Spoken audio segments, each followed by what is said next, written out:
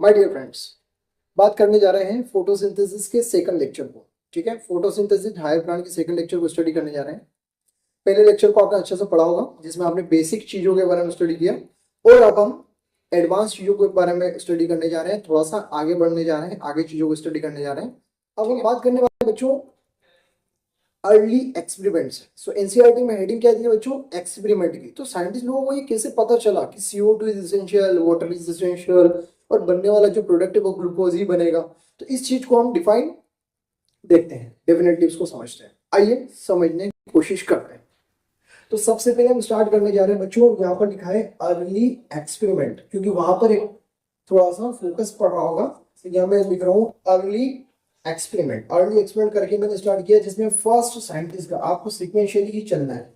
First scientist का नाम मैं बोल रहा हूँ बच्चों आपको, जिनका नाम है जोसेफ प्रिस्ले। क्या नाम है? Joseph Presley.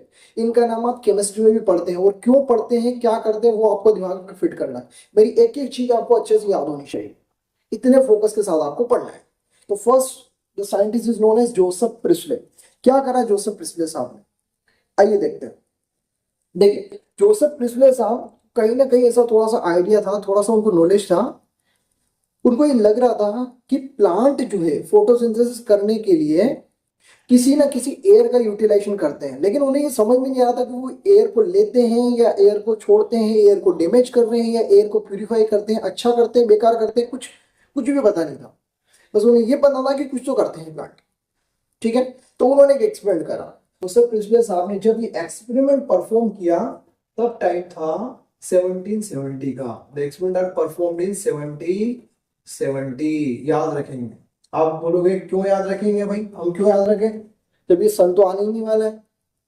अभी देखिए काम में आने वाला है 1770 और 1774। ये 2 ईयर आपको अच्छे से याद रखना है, थोड़ा सा दिमाग में रखना है। आपसे पूछा नहीं जाएगा, लेकिन आपके कंसेप्ट के लिए बहुत इंपॉर्टेंट है। क्यों?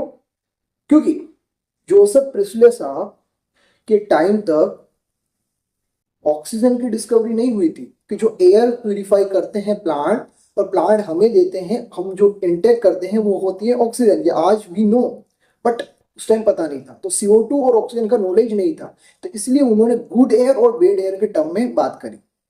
ठीक है, ठीक है। तो जो जोसेफ प्रिस्ले साहब ने ही प्रिस्ले सर ने ही ऑक्सीजन की डिस्कवरी करी है इन 1774। लेकिन ये एक्सपेरिमेंट कब का है बच्चों? 1770 का। तो क्या वो ऑक्सीजन टर्म यूज करेंगे? नहीं करेंगे। यहां बच्चे फंस जाते हैं, ये है नीट का क्वेश्चन।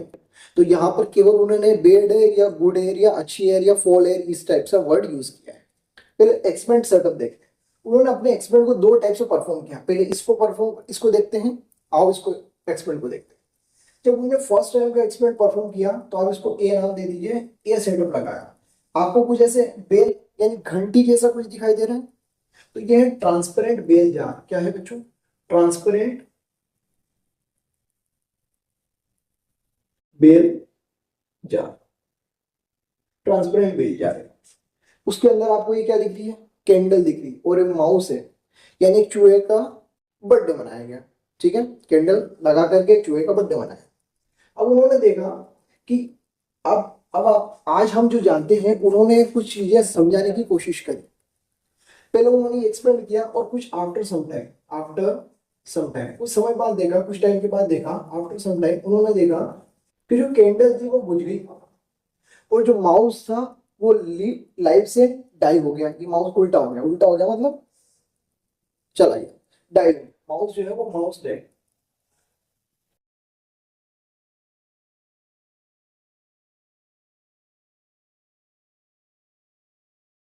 माउस जो है, माउस अब रहा नहीं, माउस नहीं रहा। ठीक है, तो माउस जो है वो डाई हो गया। तो उन्होंने हाइपोथेसिस टाइप से चीज बोली, कंफर्म नहीं बोला, हाइपोथेसिस बोली। उन्होंने बोला कि जब मैं बेल जार को रख देता हूं, तो यहाँ जो एयर है, क्या है? एयर। उन्होंने ये नहीं बोला ऑक्सीजन या क्या, उन्होंने बोला जो एयर है वो कैंडल भी यूज करती है, और उसको माउस भी यूज करता है। क्या बोला? कि द एयर आई यूटिलाइज्ड और consumed by burning candles and the mouse. और जब वो खत्म हो गई, तो दोनों अपने आप ही एग्जॉस्ट हो गए। बर्निंग कैंडल खत्म हो गया और माउस भी खत्म हो गया। ये चीज उनकी पहला स्टेटमेंट था। अभी ध्यान से समझिएगा। उन्होंने कहा कि वो एक्सपेरिमेंट तो किस पे कर रहे थे, प्लांट पे कर रहे थे, तो उनके दिमाग में कहीं ना कहीं एक आइडिया था कि प्लांट कुछ तो करते होंगे, एयर का कुछ तो करते हैं, तो आओ चेक कर लेते हैं। तो आपसे आपसे क्वेश्चन पूछा जाता है, आपसे नीट में क्वेश्चन पूछा जाता है कि उन्होंने जो प्लांट लिया था कौन सा प्लांट था, उन्होंने जो प्लांट लिया था वो था मिंट प्लांट। मिंट मतलब पुदीना, मिंट मतलब पुदीना, और ये नीट का क्वेश्चन बनता है बच्चों, तो ध्यान रखेंगे। उन्होंने इसी एक्सपेरिमेंट में सेम एक्सपेरिमेंट दूसरी बार लगाया, दूसरा चूहा लेकर के आए, ठीक है, सेम सेटअप दूसरी बार लगाया, मिंट प्लांट लिया, बर्निंग कैंडल ली और चूहा लिया। तो इस बार एडिशनली ऐड क्या किया, इसको किसको ऐड किया, प्लांट को ऐड किया। Same setup but additional with the plant, green plant. और प्लांट कौन सा था, मिंट प्लांट, याद रखेंगे, बिल्कुल इंपॉर्टेंट है। क्लियर है क्या सबको, एवरीवन, ठीक है, बढ़ जाओ आगे।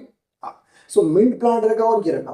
तो इन्होंने देखा कि कुछ टाइम के बाद, आफ्टर सम टाइम, 5 आवर्स के बाद उन्होंने देखा तो बर्निंग कैंडल भी चल रही थी, माउस भी लाइट था और प्लांट भी जैसा वैसा था।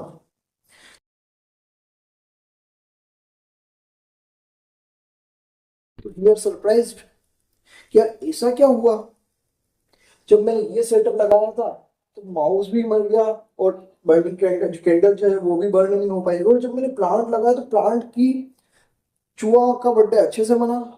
चूहा कह रहा है कि बहुत बढ़िया बहुत बढ़िया, मेरा तो बर्थडे किया, शानदार बर्थडे किया, प्लांट को जो है उसको गिफ्ट के फॉर्म में प्लांट मिल गया, इतनी शानदार चीज हुई।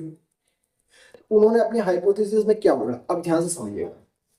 उन्होंने कहा कि जो बर्निंग कैंडल है और जो माउस है वो दोनों जिस एयर को कंज्यूम कर रहे थे, यही पहले सेटअप में था, बर्निंग कैंडल और माउस क्या कर रहे थे, एयर को यूटिलाइज कर रहे थे। उस एयर को, जिस एयर को माउस ने और कैंडल ने डैमेज कर दिया था या यूटिलाइज कर लिया था, जो कि उस एयर को प्यूरिफाई या वापस से रिस्टोर करने का काम किया है प्लांट ने। प्लांट ने वापस से रिस्टोर करने का काम किया है और इन दोनों को ये प्रोवाइड करता गया, और जो भी एयर इनकी साइड से निकल रही थी उसको प्लांट यूज करता गया। ठीक है, इस चीज को आज हम CO2 और O2 के टर्म में समझते हैं कि ऑक्सीजन जो प्लांट ने निकाली वो तो एनिमल ने यूटिलाइज कर ली, और एनिमल में CO2 और जो मोमबत्ती के बर्न करने से जो CO2 या कार्बन मोनोऑक्साइड निकली वो प्यूरिफाई करके प्लांट ने यूटिलाइज कर ली, इसलिए ये साइकिल चलता रहा।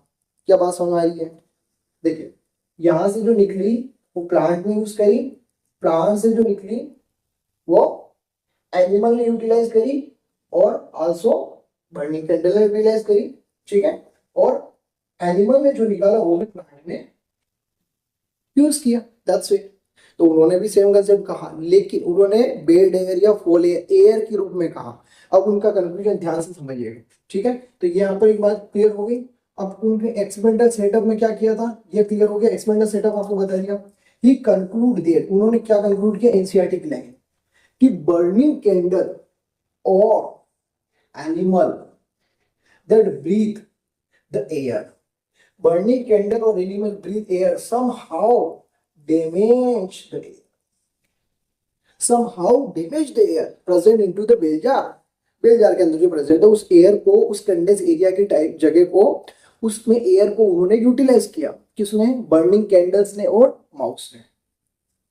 अब जब उन्होंने यूटिलाइज किया तो उसे डैमेज किया, यूटिलाइज करना मीन्स डैमेज करना, यूज करना, कंज्यूम करना, उसको रिस्टोर करने का काम किया है मिंट प्लांट ने या प्लांट ने, ठीक है। सो ये हाइपोथेसाइज, उन्होंने बोला कि शायद ये चीजें पॉसिबल है, क्या, कि प्लांट जब आप रखते हो तो वो रिस्टोर करता है उस एयर को, whatever breathing animal and burning candle are removed. यानी ये आपको डायरेक्ट स्टेटमेंट आएगा और आपसे पूछा जाएगा ये बात किसने कही, तो प्रिस्ले साहब ने कही। क्या उन्होंने ऑक्सीजन टर्म यूज करी, नहीं करी, ध्यान रखेंगे, नो ऑक्सीजन ना CO2। उन्होंने बोला कि ब्रीदिंग एनिमल्स जो भी एयर को डैमेज करते, एयर उन्होंने टर्म यूज किया, यानी बेड एयर और गुड एयर, बस ये टर्म होता है। तो ब्रीदिंग एनिमल और प्लांट ने क्या करा, प्लांट ने रिस्टोर किया। हाँ, प्लांट क्या कर रहा है, प्लांट रिस्टोर कर रहा है, क्लियर। तो प्रिस्ले का एक्सपर्ट यहाँ पर आपको खत्म होता है। तो ये आपको हाइपोथेसिस आपको समझ में आई क्या, दोनों कंक्लूजन, ये वेरी वेरी इंपॉर्टेंट कंक्लूजन है, ये आपको समझ में आना चाहिए। मैं आपको समझा चुका हूँ, बहुत ही सिंपल कंसेप्ट है। आप एयर से लेकर के चलिए, आप ऑक्सीजन और CO2 को नहीं लेकर के चलेंगे तो आपका कंसेप्ट आपको क्लियर हो जाएगा, ठीक है। कि जो यहाँ पर एयर है उसको यूज किया गया और प्लांट ने उसको रिस्टोर किया, दैट्स इट, बस इतनी बात है। ठीक है, बड़े आगे, चलो आगे बढ़ता है। नेक्स्ट एक्सपेरिमेंट करने जाने दोस्तों, और ये एक्सपेरिमेंट सेकंड एक्सपेरिमेंट है, जॉन इंगेनहाउस एक्सपेरिमेंट। सेकंड एक्सपेरिमेंट किसका बच्चों? जॉन इंगेनहाउस का एक्सपेरिमेंट है। जॉन इंगेनहाउस का एक्सपेरिमेंट, जॉन इंगेनहाउस ने क्या एक्सपेरिमेंट करा वो देखते हैं।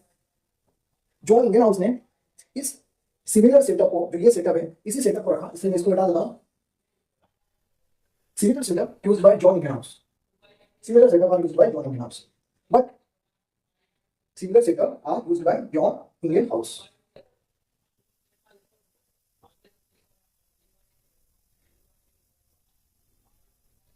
अब ध्यान से समझिएगा कि जॉन इंगेनहाउस ने क्या करा। Yes. तो second experiment is confirm by John Ingenhousz, HOUSE, आप स्पेलिंग एक बार देख लीजिएगा, जॉन इंगेनहाउस। इन्होंने क्या करा, सिमिलर एक्सपेरिमेंट परफॉर्म बाय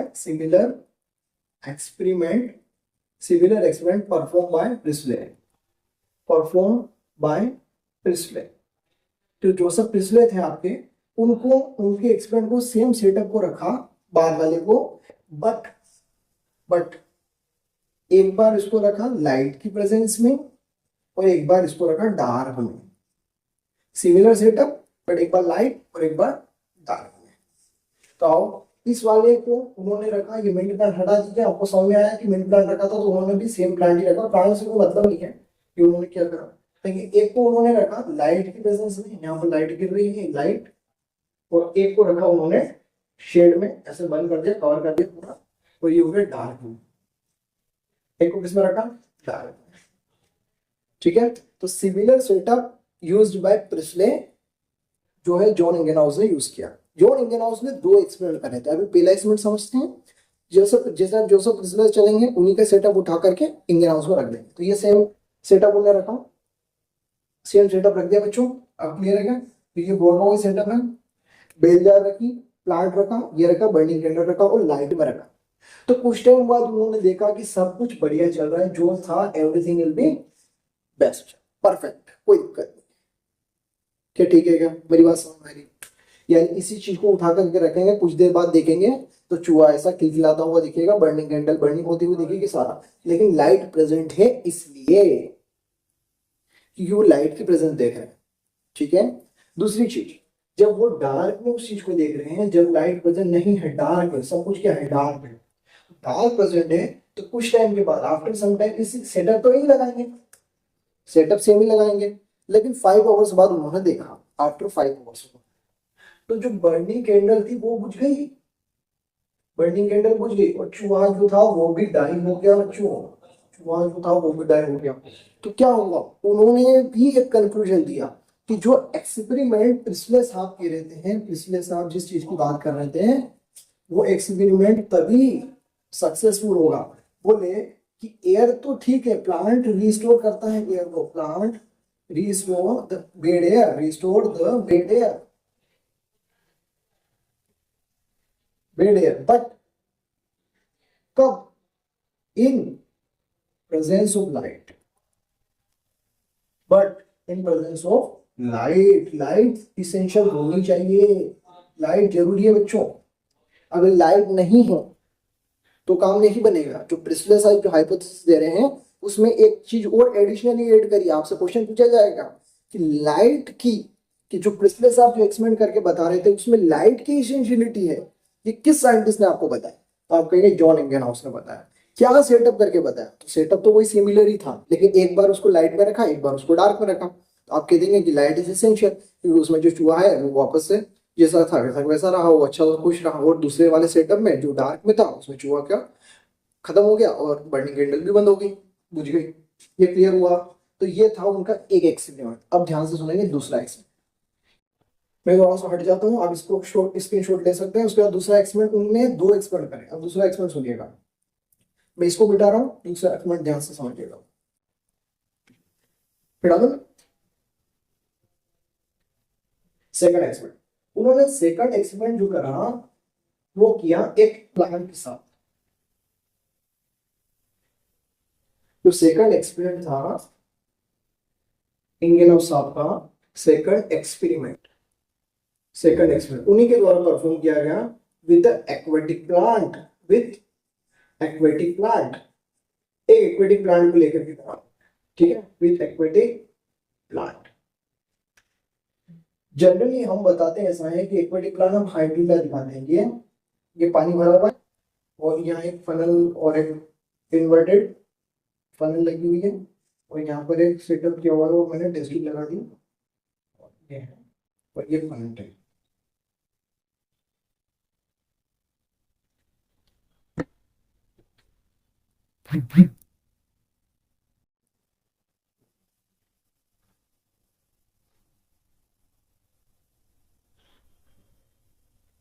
ठीक है, तो ये क्या है बच्चों, इट्स ना एक्वेटिक प्लांट, एक्वेटिक प्लांट है और ये क्या है, वाटर है, वाटर के अंदर है ये क्या है, ये बड़ा सा बीकर है, एक बीकर है, ये क्या है, ये फनल है, फनल मूर्ति लगी हुई है और लाइट गिर रही है, लाइट भी है यहाँ पर, लाइट गिर रही है, लाइट भी गिर रही है और यहाँ पर से आप देख रहे हो कुछ बुलबुले से बबल्स उठ करके आ रहे हैं और वो बबल्स आकर के इकट्ठे हो रहे हैं और यहाँ पर कुछ हो रहे हैं और ये गैस थी ऑक्सीजन गैस।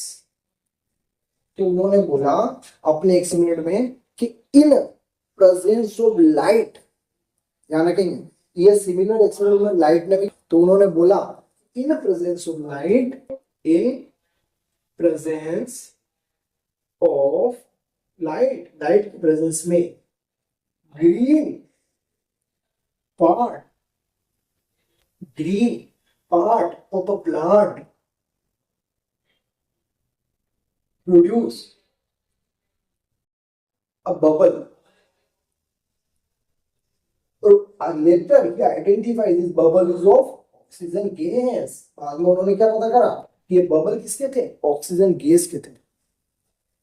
कंक्लूजन उनका ध्यान रहेगा बच्चों, तो जॉन इंगेनहाउस ने दो एक्सपेरिमेंट करे, एक तो प्रिस्ले का सेटअप उठा करके इधर रख देना लाइट और डार्क में, दूसरे सेटअप में उन्होंने लाइट और डार्क में रखा, उन्होंने कहा ना कि in the presence of light green part of the plant green होना चाहिए।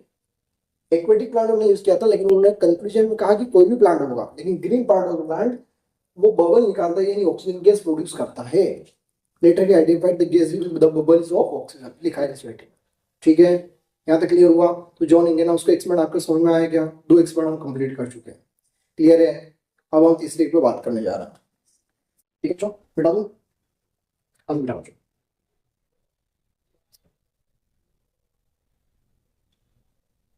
तो हम तीसरे साइंटिस्ट की बात करने जा रहे हैं, उनका नाम है जूलियस वॉन शेर।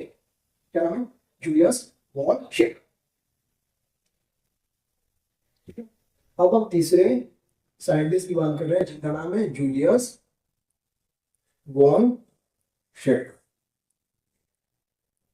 देखो यहाँ याद रखने का तरीका भी मैं आपको बताता हूँ, सेक का पीछे का सी और एच उठाना है और इसको याद रखना है क्लोरोप्लास्ट से और क्लोरोफिल से। इन्होंने क्लोरोप्लास्ट और क्लोरोफिल में कुछ काम किया, बस। मैं ऐसा क्यों बोल रहा हूँ बच्चों, ध्यान से समझिएगा। मैं ऐसा इसलिए बोल रहा हूँ बच्चों क्योंकि हमारी एनसीईआरटी में ये दो एक्सपेरिमेंट तो दे रखे हैं, प्रिस्ले का एक्सपेरिमेंट और इंगेनहाउस का एक्सपेरिमेंट, लेकिन जूलियस वॉन शेर ने एक्सपेरिमेंट करके क्या कैसे बताया ये नहीं दिया हुआ है। उन्होंने क्या कंक्लूड करके बताया ये दिया होगा। अब मेरी बात ध्यान से सुनेंगे। इससे पहले साइंटिस्ट लोग कह चुके हैं कि green part of the plant से फोटोसिंथेसिस होता है और ऑक्सीजन में बबल या कुछ निकलता है। उन्होंने कहा, किसने कहा, जूलियस वॉन शेर ने, कि प्लांट में फोटोसिंथेसिस एक स्पेशल जगह में होता है, स्पेशल स्ट्रक्चर में होता है। ठीक है, अभी सुनिएगा। तो उन्होंने कहा कि ग्रीन प्लांट होना चाहिए, एक तो प्लांट होना चाहिए फोटोसिंथेसिस करने के लिए, प्लांट में भी उसका पार्ट ग्रीन पार्ट होना चाहिए और ग्रीन पार्ट में एक स्पेशल स्ट्रक्चर है। क्या है, स्पेशल स्ट्रक्चर। लेटर भी नो स्पेशल स्ट्रक्चर, आज हम जानते हैं कि नोन एज, टुडे भी नोन एज, हम नहीं सकते कि टुडे, ये बाद में ये पता चला कि वो स्ट्रक्चर क्लोरोप्लास्ट था। स्पेशल स्ट्रक्चर के अंदर, उस स्पेशल स्ट्रक्चर के अंदर स्पेशल पिगमेंट है, special molecule, special coloured molecule, special coloured molecule या पिगमेंट। उन्होंने नाम दिया था क्या, स्पेशल मॉलिक्यूल, उन्होंने नाम तब भी नहीं किया था, लेटर ही नो, लेटर वी नो, ये लेटर वी नो एनसीईआरटी कहती है कि बाद में हम जानते हैं जिसको क्लोरोफिल के नाम से। वो क्या प्रोड्यूस करता है, वो क्या प्रोड्यूस करता है, उसके अंदर ग्लूकोज बनता है, फूड बनता है, और वो फूड बनता है और वो स्टोर होता है in form of starch, store in form of starch, starch हुआ। ठीक है, तो आपको स्टार्च एस एस ये सब सी एस वाले याद रखना है। उन्होंने बोला कि green part of the plant में एक स्पेशल स्ट्रक्चर है जिसको आज क्लोरोप्लास्ट कहते हैं, आज हम कहते हैं, उन्होंने नई नाम दिया, स्पेशल कलर्ड मॉलिक्यूल है वहां पर, कलर्ड स्ट्रक्चर है, कलर्ड बॉडी है, कलर्ड मॉलिक्यूल है। एनसीईआरटी की लाइन आपके सामने रख देंगे ऐसी ऐसी, फिर आप समझ लीजिए। So later we know that is chlorophyll. वहां पर ग्लूकोज का फॉर्मेशन होता है, फूड का फॉर्मेशन होता है, वो स्टोर होता है, उन्होंने स्टोर करके बोला है कि store in form of star. तो आपको स्टेटमेंट में दिया जाएगा क्या, स्टेटमेंट एनसीईआरटी की ऐसी ऐसी लाइन याद रखना बच्चों। ठीक है, एनसीईआरटी की लाइन आपके सामने ऐसी ऐसी रख देंगे, तो आप यहाँ पर देख लीजिएगा। क्लियर है, तो ये बात होती है जूलियस वॉन शेक की। इन्होंने बस इतना से कहा CCH आपको याद रखना, इससे ज्यादा आपको याद नहीं रखना इसमें और कुछ। क्लियर बच्चों, 3 साइंटिस्ट हमारे सामने क्लियर हुए। चौथा साइंटिस्ट, चौथे साइंटिस्ट जो है उनका नाम है TW एंजलमैन, TW एंजलमैन। तो TW एंजलमैन के बारे में बात करें।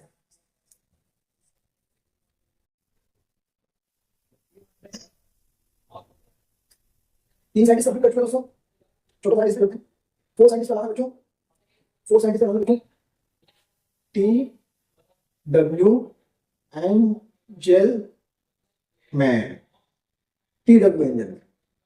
और इनके नाम से एक क्रेडिट डिस्कवरी है, एक चीज है, एनसीईआरटी कहती है कि फर्स्ट एक्शन स्पेक्ट्रम क्या होता है, इसके बारे में डिस्कस करेंगे अभी। फर्स्ट एक्शन स्पेक्ट्रम का देने का क्रेडिट इन्हीं के नाम से है, फर्स्ट एक्शन स्पेक्ट्रम इन्हीं ने बनाया, याद रखेंगे। अब इन्होंने सेटअप क्या करा, एक्सपेरिमेंट क्या करा वो देखिए। आओ,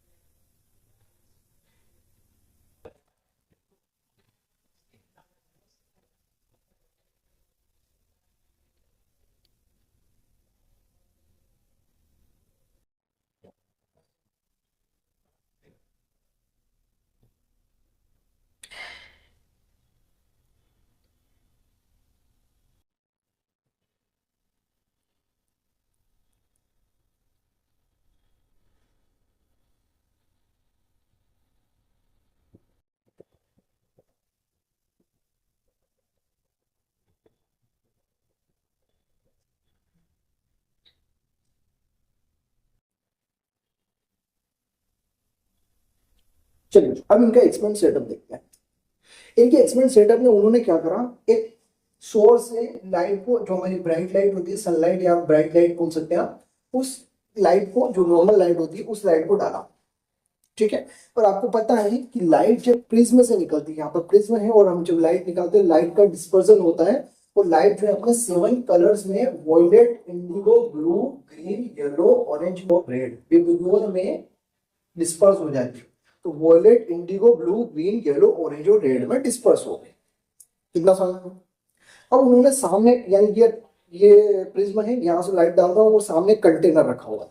ये कंटेनर में बड़ा सा बीकर है, कैसे कि एक लार्ज बीकर, लार्ज क्या है, लार्ज कंटेनर या बड़ा बीकर हो सकता है, बड़ा कंटेनर या बीकर आप कह सकते हैं। उसके अंदर एक अलगी रखी हुई है, और एनसीईआरटी नीट आपसे पूछेगा वो कौन सी अलगी थी। तो अलगी, इसके अलगी का नाम है क्लेडोफोरा, क्लेडोफोरा अलगी, याद रखेंगे बच्चों।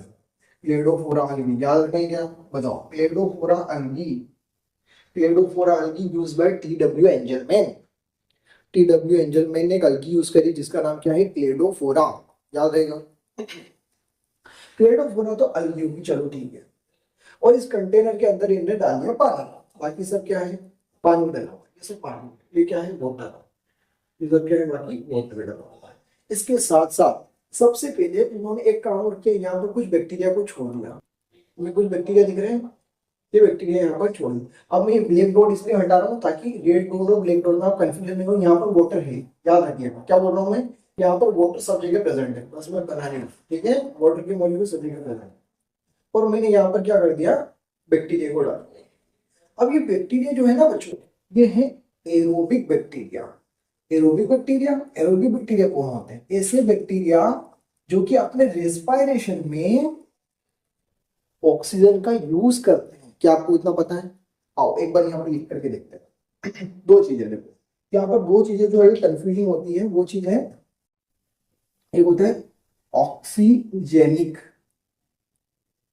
ऑक्सीजेनिक, ऑक्सीजेनिक मतलब कि जो O2 को इवॉल्व करता हो, O2 का इवोल्यूशन करता हो, ऑक्सीजन निकालता हो इन फोटोसिंथेसिस। फोटोसिंथेसिस में ऑक्सीजन निकालता हो। अब मुझे बताओ यहाँ पर फोटोसिंथेसिस कौन कर रहा है और ऑक्सीजन कौन निकाल रहा है? आप कहोगे सर अलगी कर रही है, तो ऑक्सीजनिक कौन हुआ? अलगी हुई। कौन हो बेटा? अलगी हुई। और यहाँ पर रेस्पिरेशन कौन कर रहा है ना? तो यहाँ पर जो एक तो हुआ ऑक्सीजनिक, और दूसरा हुआ यहाँ पर जो बैक्टीरिया है, बैक्टीरिया कर रहे हैं रेस्पिरेशन। बैक्टीरिया है, बैक्टीरिया क्या है? Aerobic, aerobic bacteria. कैसे बैक्टीरिया बेटा? Aerobic bacteria, aerobic bacteria. और वो क्या कर रहे हैं? वो कर रहे हैं रेस्पिरेशन। रेस्पिरेशन जो कि ऑक्सीजन को यूज कर रहे हैं, वो एज ऑक्सीजन यूज कर रहे हैं। क्या आपको ये कंसेप्ट समझ में आया? अगर आपको कंसेप्ट समझ में नहीं आएगा तो आप इधर उधर भटक जाएंगे, क्योंकि कुछ बैक्टीरिया जो है, बैक्टीरिया भी फोटोसिंथेसिस करते हैं, लेकिन हम बैक्टीरिया के फोटोसिंथेसिस की बात नहीं कर रहे बच्चों। यहाँ पर हम फोटोसिंथेसिस की बात कर रहे हैं क्लेडोफोरा की। तो जब मैंने बैक्टीरिया को ऐसे ऐसे डाला तो कुछ टाइम बाद मैं नोटिस करता हूँ कि कुछ बैक्टीरिया जो है, कुछ बैक्टीरिया जो है, कुछ बैक्टीरिया जो है वो ब्लू कलर के रीजन में बहुत ज्यादा एकोमोडेट हो गए, और येलो, ऑरेंज और रेड कलर, सबसे ज्यादा रेड कलर में भी बहुत ज्यादा बैक्टीरिया जो आकर के अरेंज हो गए। क्या है आपको ऐसा कुछ स्ट्रक्चर दिख रहा है? ऐसा कुछ स्ट्रक्चर, अगर मैं इसको ग्राफ को बनाना चाहूँ तो क्या मैं ऐसा ग्राफ बना सकता हूँ? ऐसे ऐसे करते हुए ऐसा ग्राफ बना सकता हूँ क्या?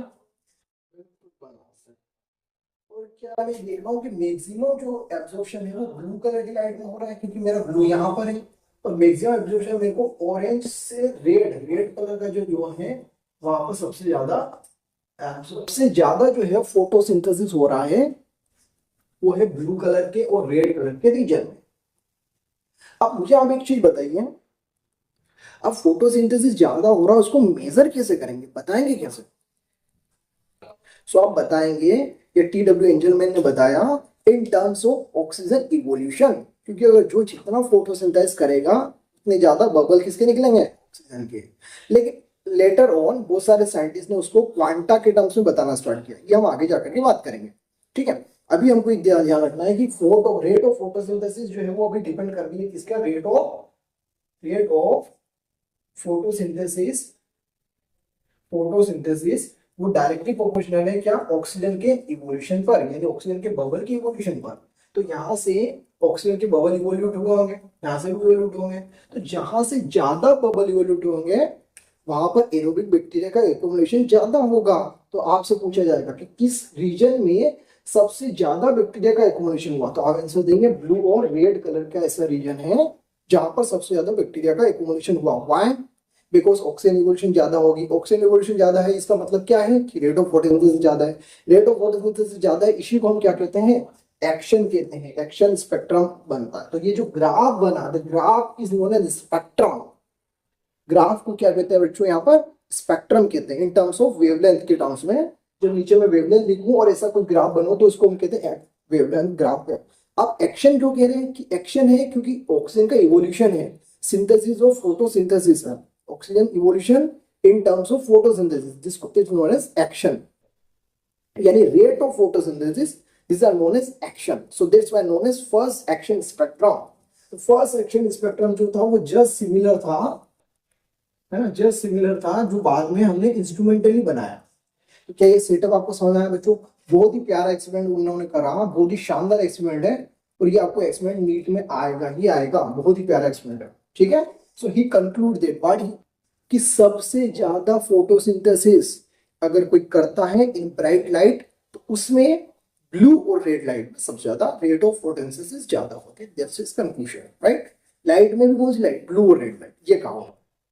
चलिए, तो अब हम 4 साइंटिस्ट को पढ़ चुके हैं बच्चों। अब एक दो साइंटिस्ट जो है वॉन नील और रूबन कामेन हासिड यानी ऑक्सीजन 18 का डिस्कवरी, रेडियोएक्टिव आइसोटोप की डिस्कवरी, और फिर नील और हिल्स रिएक्शन के बारे में नेक्स्ट लेक्चर में बात करते हैं। तो आप लेक्चर को लाइक कर लीजिए, सब्सक्राइब कर दीजिए। चीज़ों को हम अच्छी तरीके से जो हायर लेवल हर जगह अच्छी जगह पढ़ाते हैं, समझा रहे हैं, तो आप सपोर्ट करिए, थोड़ा सा शेयर करिए, सब्सक्राइब करिए। और भी बाकी जो जिन बच्चों को जरूरत है, जो कि कंसेप्चुअल नॉलेज देना चाहते हैं बोलने का, उनको कंसेप्चुअल नॉलेज देना चाहते हैं, तो आप उनको सपोर्ट करिएगा। हेलो स्टूडेंट्स, तो हम बात कर रहे थे बच्चों फोटोसिंथेसिस। अब एक चीज ये देखते हैं बच्चों कि यहाँ पर जो कंक्लूजन निकल के आया है, और वन लाइन में कंक्लूड करने की कोशिश करते हैं जो डिफरेंट डिफरेंट साइंटिस्ट ने अर्ली एक्सपेरिमेंट अपनी चीजों को कहा है, ठीक है। तो आइए देखते हैं, एक बार कंक्लूड करने की कोशिश करते हैं। सबसे पहले हमने प्रिस्ले के बारे में पढ़ा, ठीक है। सो अर्ली एक्सपेरिमेंट हमने प्रिस्ले के बारे में पढ़ा। प्रिस्ले ने सन, आप याद रखिएगा मैंने बोला था 1770 में प्रिस्ले ने लास्ट जो कंक्लूजन है हम वो देख रहे हैं।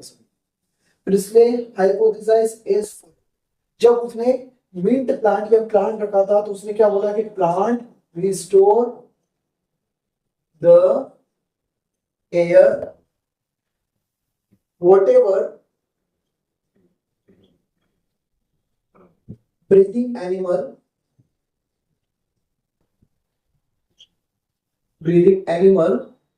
and candle utilized और consumed या यूज्ड, ठीक है। यूज्ड लिख सकते हैं, यूज्ड लिख सकते हैं, कंज्यूम लिख सकते हैं, जो भी। सो प्लांट में क्या करना, मेन इंपॉर्टेंट चीज क्या है, प्लांट क्या करता है, जब प्लांट रखते हैं तो उसको रिस्टोर कर देता है, दैट्स इट। ये इंपॉर्टेंट लाइन है, ये इंपॉर्टेंट चीज है।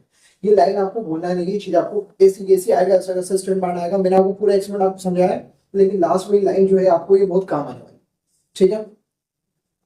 जॉन इंगेनहाउस ने सिमिलर एक्सपेरिमेंट, पिछले का एक्सपेरिमेंट लेकर के आया था, किया था, एक बार लाइट में एक बार डार्क में। क्या बोला था, sunlight is essential, sunlight is essential, sunlight is essential. Sunlight जो है वो बहुत ही ज्यादा एसेंशियल है for sunlight is essential, sunlight की नेसेसिटी बता रहे थे for sunlight is essential for the process of, जो भी पिछले से आप बताना चाह रहे हैं, प्रोसेस ऑफ whatever plant